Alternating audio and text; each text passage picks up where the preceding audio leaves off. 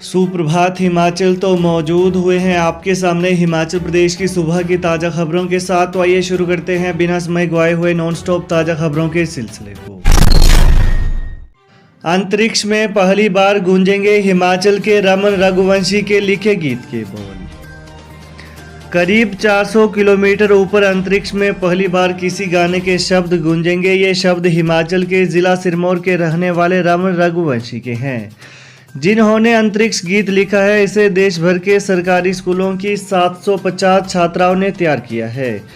इस गीत को blockbuster south movie Pushpa fame Devi Shri Prasad ने गाया है। श्री हरिकोटा से 10 फरवरी को ये खास उपग्रह लॉन्च किया जाएगा। इसके 7 दिन बाद अंतरिक्ष में रघुवंशी के लिखे गीत आओ मेरे साथ अंतरिक्ष ने पुकारा है, देखेंगे वहां से कैसा दिखता है देश हमारा गूंजमान होगा। ऐसा पहली बार हो रहा है जब अंतरिक्ष में शब्द ये गूंजेंगे। खेलो इंडिया में कांगड़ा की शुभंश ने रजत पदक जीतकर खोला हिमाचल का खाता। मध्य प्रदेश में चल रही खेलो इंडिया यूथ की वेट लिफ्टिंग प्रतियोगिता में कांगड़ा के 17 वर्षीय शुभंश ठाकुर ने सिल्वर मेडल जीतकर प्रदेश का खाता खोल दिया है। पिछले कल वेट लिफ्टिंग प्रतियोगिता के 96 किलो वर्ग में शुभंश ठाकुर ने स्नैच में 124 किलोग्राम और क्लीन एंड जर्क में 153 किलोग्राम भार वेट लिफ्टिंग में पहला मेडल हासिल किया है। वहीं शुभंश ठाकुर ने प्रतियोगिता में कुल 277 किलो भार उठाया। राष्ट्रीय प्रतियोगिता के मुकाबले 4 किलो भार अधिक उठाया है। हिमाचल के सोलन के रहने वाले गोल्डी खान का मुकाबला आज होगा। 17 वर्षीय गोल्डी खान प्रतियोगिता में 102 किलो वर्ग में भाग लेंगे। हिमाचल में ग्रीन हाइड्रोजन टनल दुग्ध उत्पादन और मल निकासी क्षेत्रों में सहयोग करेगा जायका। मुख्यमंत्री ठाकुर सुखविंदर सिंह सुक्खू ने पिछले कल नई दिल्ली में जापान इंटरनेशनल कॉरपोरेशन एजेंसी जायका के साथ बैठक की। उन्होंने कहा कि एजेंसी हिमाचल प्रदेश में ग्रीन हाइड्रोजन टनल दुग्ध उत्पादन तथा मल निकासी क्षेत्रों के लिए समर्थन तथा आवश्यक राशि उपलब्ध करवाएगी। इस संबंध में शिमला में भी शीघ्र ही एक विस्तृत बैठक आयोजित की जाएगी। मुख्यमंत्री ने जायका को विस्तृत परियोजना रिपोर्ट तैयार करने के लिए कहा ताकि इस दिशा में कार्य योजना तैयार की जा सके। कहा कि हिमाचल जैसे पहाड़ी राज्य में छोटी सुरंगें संपर्क सुविधा प्रदान करने के साथ यात्रा के समय को कम करने में महत्वपूर्ण भूमिका निभाती है। उन्होंने जायका से प्रदेश में सुरंग निर्माण को भी अपनी परियोजनाओं में शामिल करने का आग्रह किया।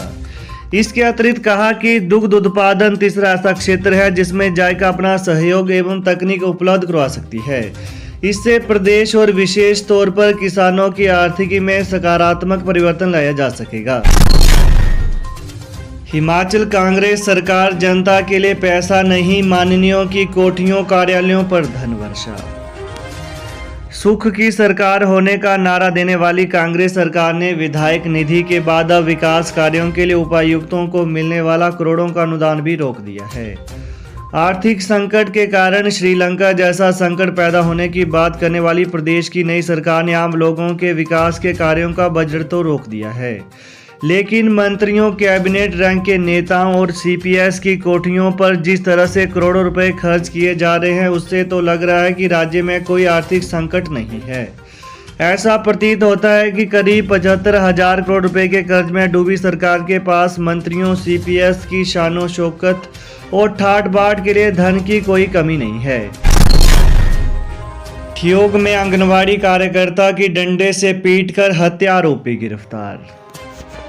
हिमाचल के शिमला जिले के ठियोग के अंतर्गत आंगनवाड़ी केंद्र बलग में काम कर रही कार्यकर्ता की डंडे से पीटकर हत्या का मामला सामने आया है। घटना पिछले कल दोपहर की है जब आंगनवाड़ी कार्यकर्ता और सहायिका केंद्र में थी। इसी बीच आरोपी ने मौके पर पहुंचकर इस घटना को अंजाम दिया। आसपास के लोगों ने मौके पर पहुंचकर घायल अवस्था में उन्हें उपचार के लिए आईजीएमसी शिमला पहुंचाया, लेकिन यहां उपचार के दौरान महिला ने दम तोड़ दिया। पुलिस ने आरोपी के खिलाफ हत्या का केस दर्ज कर आरोपी को गिरफ्तार कर लिया है। जांच में पता चला है कि आरोपी पिछले महीने की तेजधार हथियार से हमला करने के केस में 3 साल की सजा काट चुका है। हिमाचल प्रदेश में सस्ती हो सकती है शराब, पंजाब और हरियाणा की पॉलिसी से तय होंगे रेट। हिमाचल में शराब महंगी होगी या नहीं, अब यह पड़ोसी राज्यों की शराब नीति पर निर्भर करेगा। आगामी वित्तीय वर्ष में शराब की कीमतों को लेकर आबकारी एवं कराधान विभाग लगातार पंजाब और हरियाणा में चल रही हलचल पर नजर रख रहा है। दरअसल दोनों पड़ोसी राज्यों का बड़ा असर हिमाचल में रहता है। पंजाब और हरियाणा में शराब के दाम कम होने की वजह से हिमाचल में शराब तस्करी की संभावनाएं बढ़ जाती हैं। पूर्व में पंजाब सरकार ने चुनाव के दौरान जुलाई महीने में शराब की नई पॉलिसी और दाम लागू कर दिए थे। इनमें शराब की कीमतों में 30% तक की कमी लाई गई थी। इस वजह से सीमावर्ती इलाकों में तस्करी की संभावनाएं बढ़ गई थी, लेकिन इस बार यह दाम 31 मार्च को ही तय हो पाएंगे। आउटसोर्स कंपनी को समेटना होगा काम, 250 कर्मचारी कर रहे काम, हर महीने होता है 40 लाख का भुगतान। चंबा मेडिकल कॉलेज में आउटसोर्स पर सेवाएं दे रहे कंपनी को 2 दिन में काम बंद करना होगा। इस कंपनी के अधीन मेडिकल कॉलेज में 250 कर्मचारी काम कर रहे हैं और हर महीने मेडिकल कॉलेज की तरफ से 40 लाख रुपए का भुगतान कंपनी को किया जा रहा है।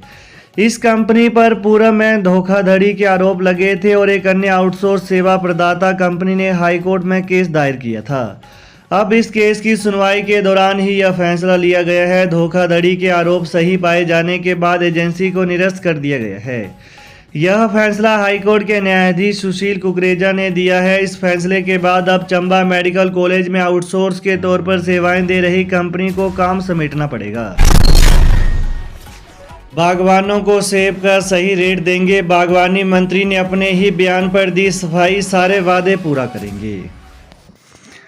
बागवानी मंत्री जगत सिंह नेगी गत 2 रोज पूर्व सेब का रेट तय करने से संबंधित कांग्रेस की गारंटी पर दिए अपने बयान को लेकर स्थिति साफ की है। सचिवालय में मीडिया से बातचीत में बागवानी मंत्री ने कहा कि उनकी बात को सही ढंग से नहीं रखा गया। जगत सिंह नेगी ने कहा कि कांग्रेस अपनी हर गारंटी को चरणबद्ध तरीके से लागू करने के लिए वचनबद्ध है और सेब के रेट के मामले में भी यह सुनिश्चित किया जाएगा कि बागवानों को सही रेट मिले। बागवानी मंत्री के पिछले बयान के बाद भाजपा ने इसे मुद्दा बना दिया था। भाजपा के प्रदेश अध्यक्ष सुरेश कश्यप ने भी प्रेस बयान जारी कर कांग्रेस पर गारंटियों से मुकरने का आरोप लगाया था। लैपटॉप या स्मार्टफोन, अभी इंतजार, पिछली सरकार के फैसले को रिव्यू कर सकती है सुक्खू सरकार।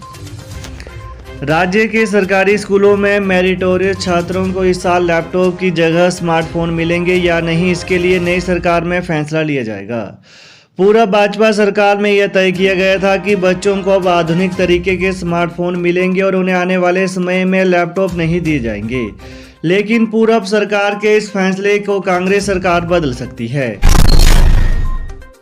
बजट के साथ बंद होगी एनपीएस कटौती, ओल्ड पेंशन बहाली बजट भाषण में की जा रही शामिल। हिमाचल में ओल्ड पेंशन को लागू करने के लिए न्यू पेंशन स्कीम में जा रही कंट्रीब्यूशन को बंद करने का फैसला नए बजट के साथ ही होगा।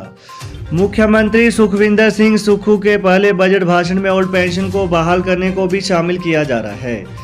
यह कैसे बहाल होगी, इस प्रक्रिया को भी बजट ही स्पष्ट करेगा, इसलिए एनपीएस कंट्रीब्यूशन की वेतन से कटौती भी नए बजट के साथ बंद होगी। हिमाचल सरकार ने 13 जनवरी 2023 को हुई पहली कैबिनेट की बैठक में ओल्ड पेंशन को लागू करने का फैसला लिया था और 17 जनवरी को इस बारे में ऑफिस मेमोरेंडम जारी हुआ था। तो ये है आज सुबह के मुख्य समाचार। तो प्रदेश की ताज़ा खबरों को पाने के लिए चैनल को जरूर सब्सक्राइब करें। Thanks for watching. जय हिंद, जय हिमाचल।